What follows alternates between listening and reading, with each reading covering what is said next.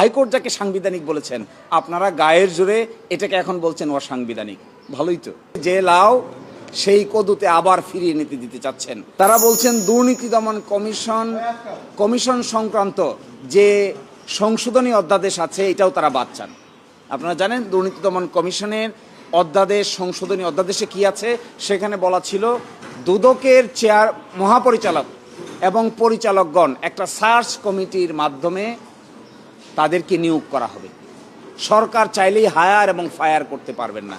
তারা বলছেন এই সার্চ কমিটির বিধানটাকে তারা বাতিল চান। তাহলে দুদকের মহাপরিচালক কিভাবে অ্যাপয়েন্টেড হবে?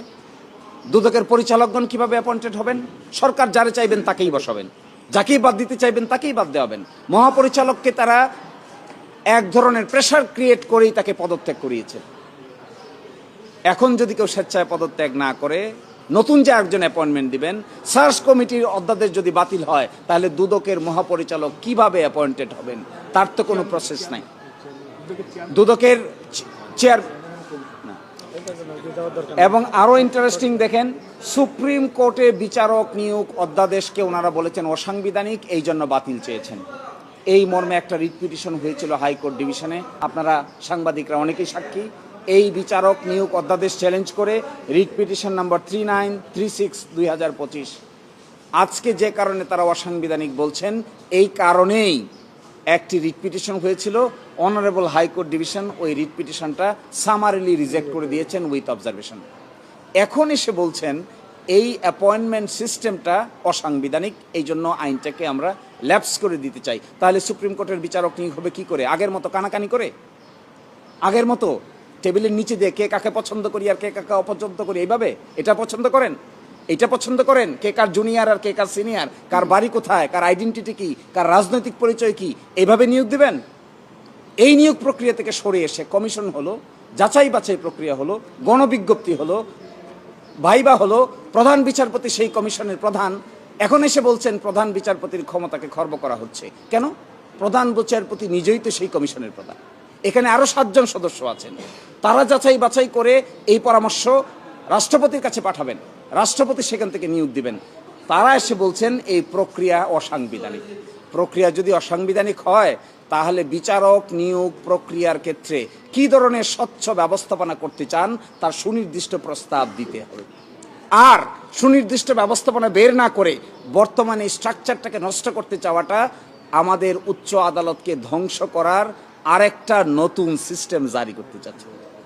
এইভাবে হাইকোর্ট যাকে বৈধ বলেছেন, হাইকোর্ট যাকে সাংবিধানিক বলেছেন, আপনারা গায়ের জোরে এটাকে এখন বলছেন অসাংবিধানিক।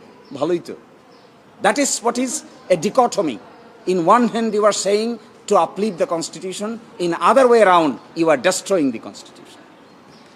আরও ইন্টারেস্টিং, সুপ্রিম কোর্ট সচিবালয় হয়েছে একটা রিট পিটিশনের রায়ের প্রেক্ষাপটে।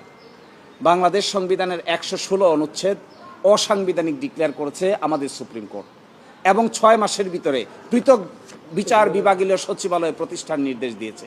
এই মর্মে একটি অধ্যাদেশ হয়েছে, ফাংশনও শুরু করেছে, পরিপূর্ণ ফাংশন করে নাই, আংশিক ফাংশনও শুরু করেছে।